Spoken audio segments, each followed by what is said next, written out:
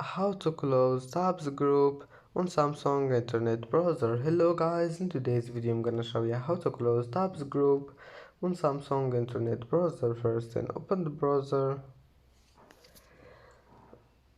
and now just here in the bottom corner just click this icon here, and now just select any group you want, like this one, and just hold on it on the group, and then click close and click close.